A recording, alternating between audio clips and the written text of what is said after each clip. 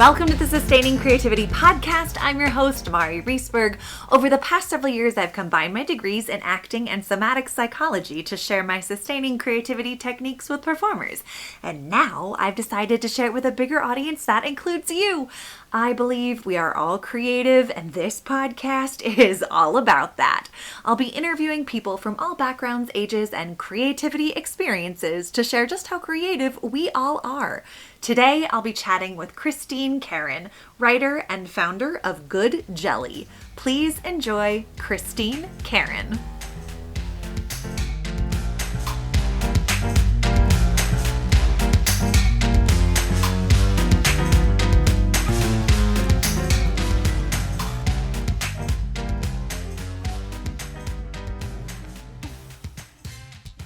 Welcome to the Sustaining Creativity Podcast. Today, I'm chatting with Carron, writer and founder of Good Jelly. Welcome to the podcast. Thank you so much for having me. Well, I am excited to dive in and talk about creativity with you. But before we get there, would you mind sharing a little bit with our listeners about who you are and what you do? Absolutely. So, as you've mentioned, I'm a writer. I write young adult and middle grade fiction, aspiring writer at the moment. And I also founded Good Jelly because I'm also a process improvement consultant and a productivity expert. And I would go to writing conferences and I would hear writers struggling, but it wasn't with their art or with their craft. It was around topics that I just had a moment where I was like, y'all, the writing adventure doesn't have to be so hard. And that was about 12 years ago, probably. And that idea just stuck with me in observing, because as a process improvement consultant, I'm always looking for how to make things easier for folks and how they can move into their power, into the expression of their, we're talking about creativity, their creativity, whether it's creativity as a quality assurance expert or a developer or as a business analyst or a financial analyst, or as a writer. And so I also know that a lot of writers, even though they're involved in something called the creative process, the moment you start mentioning things like process and structure, then they can feel a little nervous that they're getting a little caged in. So that's not how I do process. To me, that's not smart process. And so right from the get-go, I wanted a name that would kind of surprise people, like, what? Good Jelly? Like, what? And it works really well because most people smile when they hear it, and it opens up the possibility that structure and process and managing your work, working through blocks. So I help people get their writing work done. And so my mission is helping writers take charge of their writing adventure using smart process, grounded power, and inner kindness. And my vision of the world is one where all writers delight in their creative process. Oh my goodness. This is so awesome and so needed, not only in the world of writing, but I think just in the world of creativity in general. Anyone who has that creative career who comes up against challenges or blocks absolutely could benefit from learning processes and ways to navigate their creative experience. Oh my gosh, I can't wait to hear more about it. So fantastic. As you were talking about kind of the process, it made me think of, oh my goodness, the human's name is totally going to escape me. But I guess I'm curious, in terms of process, is there any like functional movement component that you are looking at also in terms of procedure, I guess? So I'm going to take a leap that I'm understanding you, and and if not, but I grew up dancing. So the moment you say movement to me, that's it's a hard yes. And so part of what I teach from a process perspective is that there's both a metacognitive aspect of what I do, but also an embodied cognitive part of what I do. Is that the embodied cognition? I guess cognitive is the right way to say that. And so what I tell writers is that I want them to learn their productivity. I want them to learn the feeling of getting their work done. And I also want them to learn the confidence of being able to go into creativity, come out, go in, and not have this sense of panic that if they're not in their butt writing every day in these harsh productivity techniques, that it's like some elusive thing that they can't recreate. Right. And so there's a lot of, there may be dance breaks involved in what I do. And yes, my favorite. I love it.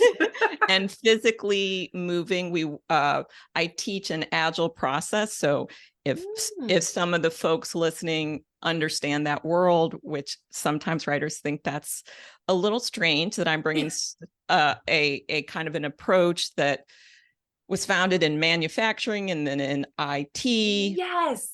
That's what I was curious about. Yes. So there is that connection. I love it. There is that connection. And basically I also did project management in the corporate world and rescue project management, where I would go into teams that were floundering, and it was my job to get everything back on track. And so I took Agile and I said, well, how can this apply? Because there's a lot of Agile that relates to teamwork. And I wanted to keep the productivity component of the Agile method, which is breaking your work down and creating kind of group packages of work that you do and not getting lost in the overall vastness of your creative project.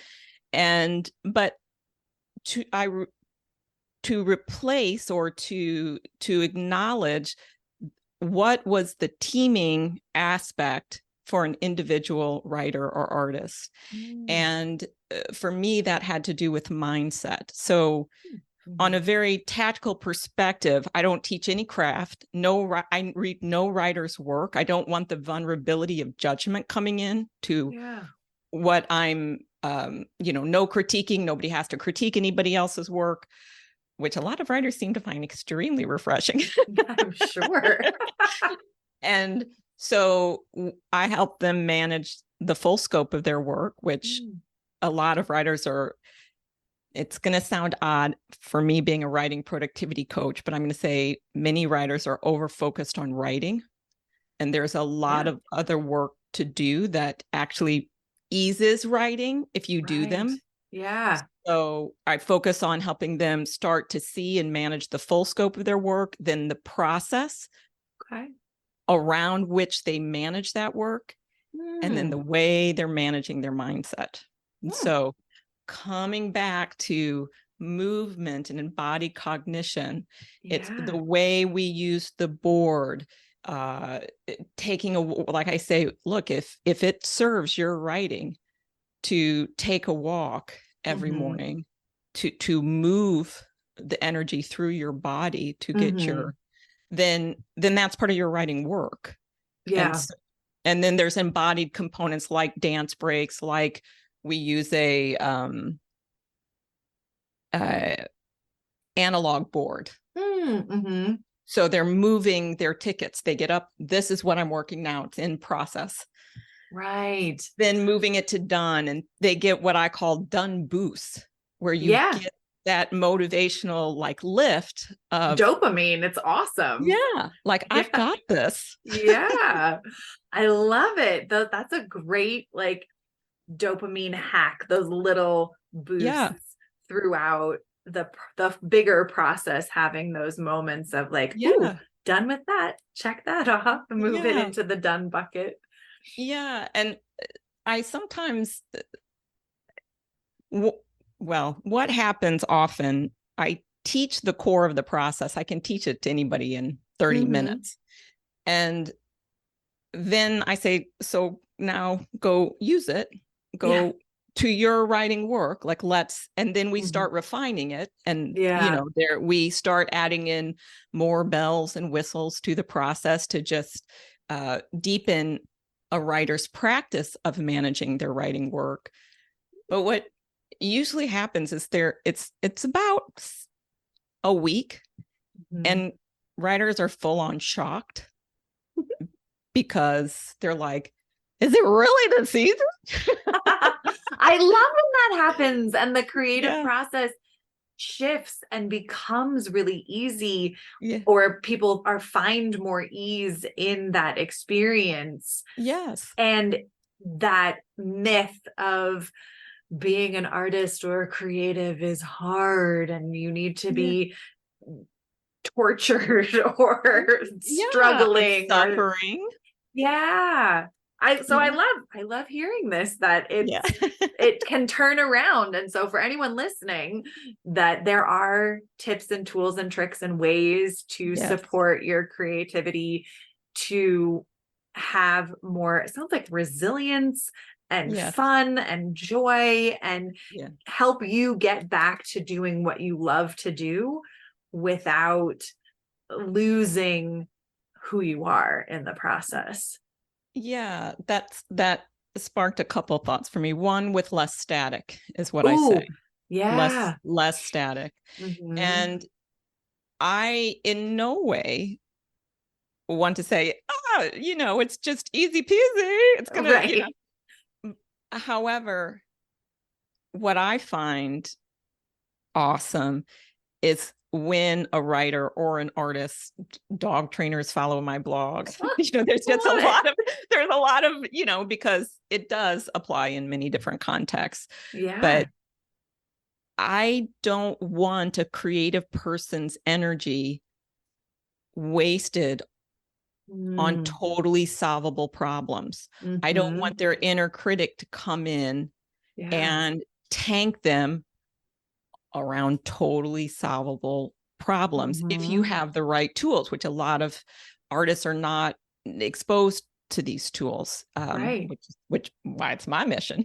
I love it. They're so lucky. We're so lucky that you're in this world sharing these tips and tools with everyone. Thank you.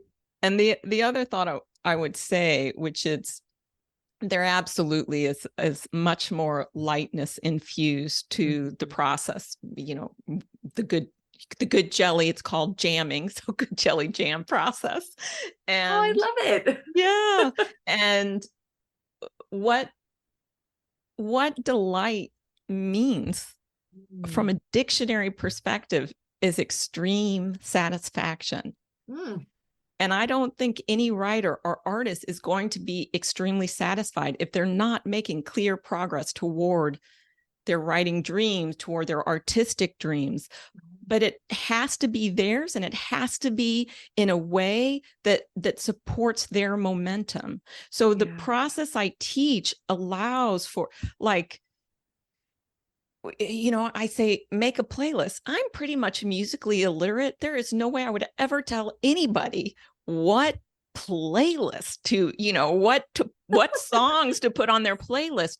But it opens up a way for people to see their work differently, to break down their work differently in a way that works for them. Like, I don't tell writers you have to plot or you have to be a pantser. To me, I honestly don't care. It's how does your brain work? And then how can we facilitate flow? Yeah. I love it. That is so fantastic.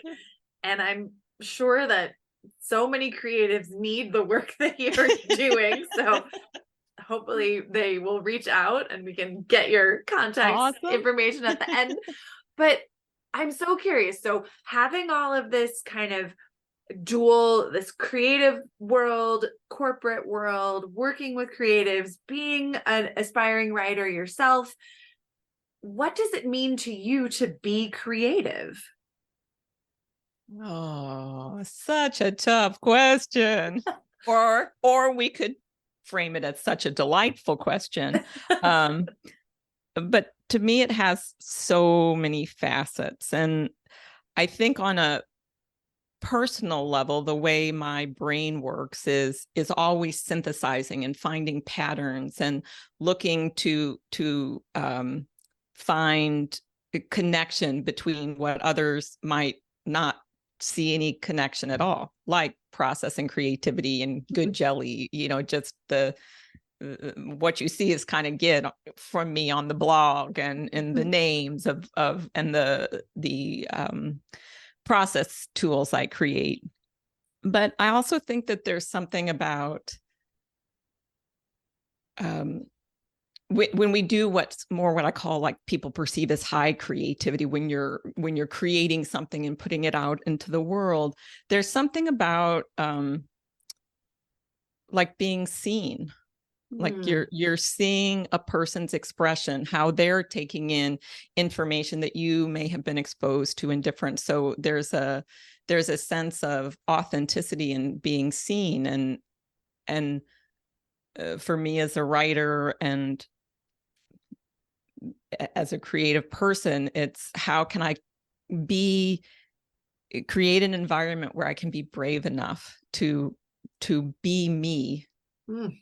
And share that, which is why power is part of my process, and that involves courage and power keeping.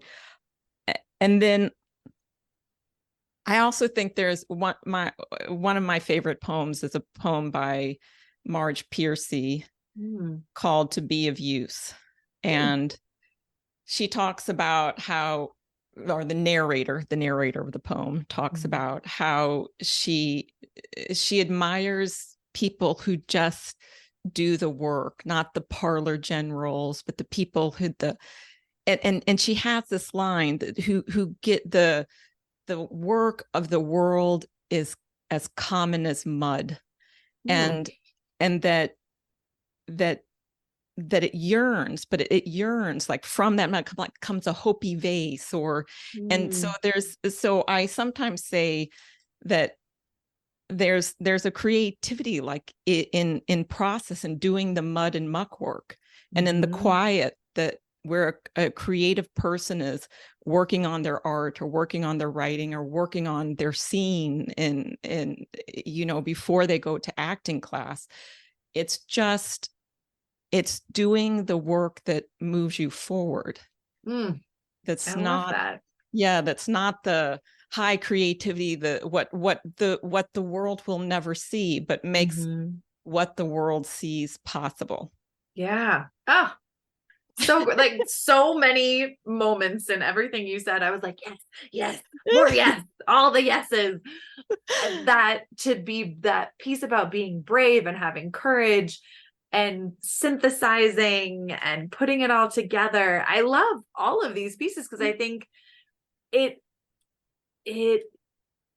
in words encapsulates so much of what you do, and I imagine so much of who you are. So I love hearing it, and I feel like I can kind of see aspects of yourself in what it means to you to be creative. So thank you so much for sharing all of those pieces. Yeah, and I have to admit, those are only some of the facets. This was a hard question for me. I was like, edit it down, Christine, edit it down. Revise. Well, I'm glad you didn't revise too much, so we still could see all of the facets and all of these pieces and know that there are so many others and so much more. So I'm curious, I mean, it sounds like you work with a lot of people around very specific creative challenges in terms of process. And I wonder if maybe there's some I ask for quick tips or tools in terms of like, how would someone who is struggling in their creative experience maybe work through some of those creative challenges? I can Here we go. I've come to the right place. Excellent. Buckle up. So one really easy tip is to start making what I call manageable, movable bits of work. Okay.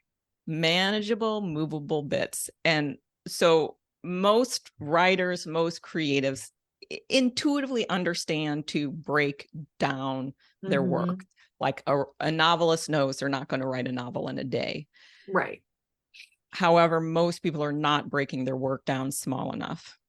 Oh, okay. So you want to go super, super small. There's a Shel Silverstein. I always feel not confident if I'm saying Shel Silverstein or Silverstein, but Shel the poet, Shel the poet he's a poet for children, and he has a poem called Melinda May, where Melinda May has a goal that she's going to eat a whale, and nobody believes that she can do it. But Melinda May has a plan, a process, y'all. And she's just going to take bite-sized pieces. Okay. And then the little fun drawings that go with it is then she finishes the well. She's an old lady now, no longer, it took her a while. But I think when you break your work down into manageable, movable bits that are so that you're almost embarrassed at how small they are, then you get done. And then that builds your momentum of I've got this. And this is part of a process that I teach. And I'm actually updating, and there's going to be a blog post coming out of it about smart writerly work design. But you could, anybody listening could say smart creative work design. And so you want to design your work to move. And then you want to design your work to show. So you imagine that every little task you had to stand up in your grade school class and show that you did it. So a lot of writing work, for example, is showable. You could hold up the page you wrote. But what about brainstorming? Well, you can then write 5 brainstorm points down. And so you're making these, it's like proving to yourself that you're doing the work too, not just others. And then the other tip, how about I just go through all the points of smart writerly work design? Sure. Okay, so the third one is design for done. And this is, you want to be clear what done is. And this sounds silly, but I say to writers, well, what's done? Well, I have to do this, and I have to do this, and I have to do this. And this is how work turns into, you think it's going to take 5 minutes, and then it's 3 hours later. Right. So you talked about those dopamine surges. Yeah. You have to design those in. Right. And this is why a lot of writers would say, why am I so attracted to housework once? And I'm like, because it's done. It's really clear when it's done. And so you want to, it's called a definition of done, and that helps you get the done boost. And then the fourth one is design it for you, meaning you can take in all the advice you hear from artists, actors, writers you admire, but then it has to go through is this going to serve my creativity? Right. That has to, and the only person who knows that is you, period. Yeah. And then the final one is design for no heroics. Oh. That if you constantly try to max out on your creative work, all that is going to do is lead to burnout. And so you want to, will there be moments of showing up in an intensive way in any creative or writing adventure? Absolutely. But it can't be the norm. Yeah. It can't be the norm. Well, oh my goodness. Thank you for sharing all of those pieces. They're definitely ones that I'm going to take and use in my own creativity experience, because I think it will absolutely help anyone listening. Yeah. So now that we kind of see the work that you do and how creativity shows up and what it means to you, what's your earliest memory of being creative? I started dancing when I was 4. So it's just always been movement. And then I also read just I would go to the library and come out with like my two little arms full of books. And to me, that like I can get lost in a book where I can see it, and so I guess I would have to say dancing and reading, because both of those are so connected to my writing. Like I write rhythmically, and I'm like, we cannot let anyone ever watch me type, because especially when I'm working on my fiction, that like I'm like, and this, and I once spent hours, and I still have not figured it out, how to write a character was falling on her hip, but really describe the movement that I couldn't get it. But I must have spent like I kept kind of falling on my hip trying to get it. So trying to have that visceral experience to write it. Yeah. And then convey it in a visceral way, not she just fell on the side of her hip, Right. I love it. But I love how movement and reading and imagination and fantasy, it sounds like it all kind of comes together in your creative process. And it's something that you've been able to sustain since childhood into adulthood, which is pretty spectacular, because many people struggle with that. How do you think you have been able to kind of sustain your early creativity into adulthood? I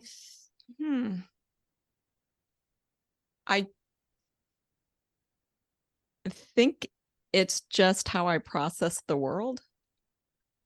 So there was no other option.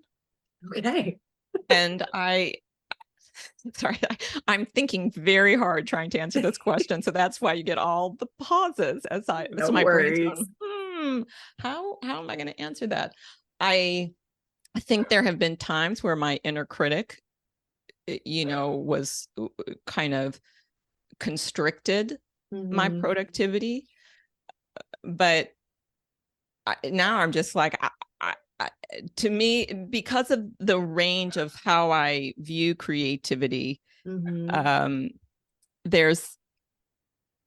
it's like, to me, anything is creative. Like I wanted, and there's always an aspect of ease and problem solving in my creativity. So I'm for one of my programs called the Jam Straight. I love these names. It's so great. It just makes you laugh or giggle. Yeah, it does. And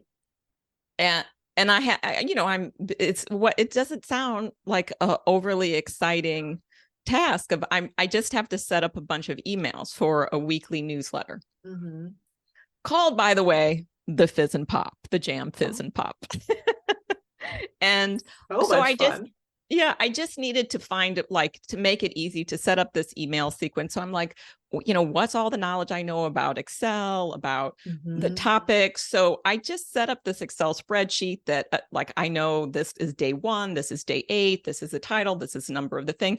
And then suddenly that creates, and I talk about this, like a lot of creative folk, even in the corporate world, it's just fear that process will box them in. Yeah. But I'm like, just take that same shape, lower it down, and you have a stage that your creativity dances on. And so I set up this process for me, and now I just get to like delightfully write these emails, go set it up, and my creativity is not. So to me, just pausing, slowing down, that would be another huge suggestion I would say, is to keep taking pauses and checking in, and not trying to push yourself to go. So that would be, so to me, it's just I just think whoever's listening, you're creative. And if you just decide you are, then go do creativity you style. Yeah, I love it. I love the invitation, permission to that we're all creative, and you get to discover by being creative what creativity is for you and how it shows up in your life. Yeah. So, And I yeah. would say the ultimate process tip I can drop on y'all is this question. And if you remember to ask yourself this question, everything will change. How do I make this easier? How do I make it easier to connect to my creativity? How do I make it easier to market my art or my writing? How do I make it easier for me to work through this block? Oh my gosh. I teach. Yeah. Like that seemingly simple question, how do I make this easier, opens so many idea boxes to play with. And what a great tip. I will be stealing this and using it in my own creativity and with my own clients, because that is fantastic. I think so many people are looking for that ease in life. And I 100% trust anyone who comes into my orbit knows that I just give them tools. I just keep laying on more tools that facilitate ease. But at any given time, I know that the person in front of me has information I don't have from the full the full, I don't know, ether of their lived experience, that they will come up with an answer to that question that I'm like, that is awesome. Yeah. Go do that. Right? I love when you have those moments, or it is a creative experience answering that question. Yes. For sure. Yeah. Oh my goodness. This has been so wonderful and exciting. I have one last question. Okay. What does it feel like in your body to be creative? Ooh, well, first, I had to just take a deep breath to receive that question. I think it feels just very little static, no static, just complete alignment. And give me a moment to think about this, because this feels like a profound question. I think creativity in my body feels like myself. Oh, I love it. Oh my goodness. Yeah.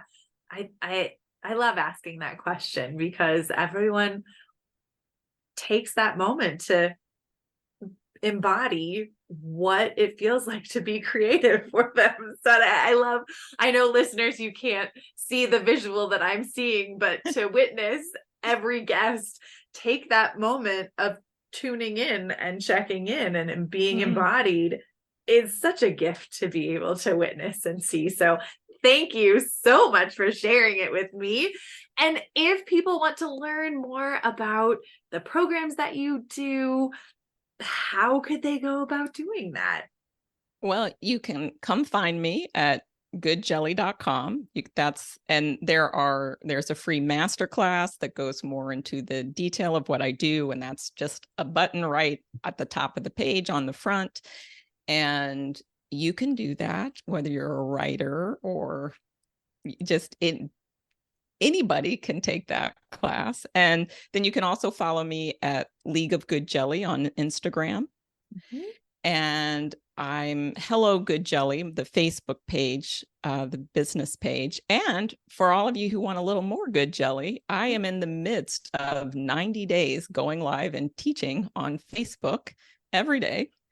You can see I will hold up one of my process tools that you won't see, but Mara will be able to see it. I'm on day 51 today, just tracking, giving myself some boost with my this is one of the tools in my program called a jam tracker. And love it. And and especially on the Facebook Live, sometimes I'll say, if you want this tool, just comment this below. And I think in one of those videos, you can get this jam tracker. Oh, what? And I'm 100% sure that's available, because I think the whole time I was doing that live, I was afraid I was going to say graham cracker instead of jam tracker. So I'm pretty sure that's up there. And if anybody is listening, you can come into any post in Instagram or in Facebook and say, I heard you on Mari's podcast and jam tracker, and I will just get it to you on any post. I love it. Thank you so much for everything you have shared today. It has been a pure pleasure chatting with you. I have had so much fun. Thank you for taking the time to come and chat with me about creativity. Thank you. And happy day and happy jamming, y'all. You've got this. I love it. Yes.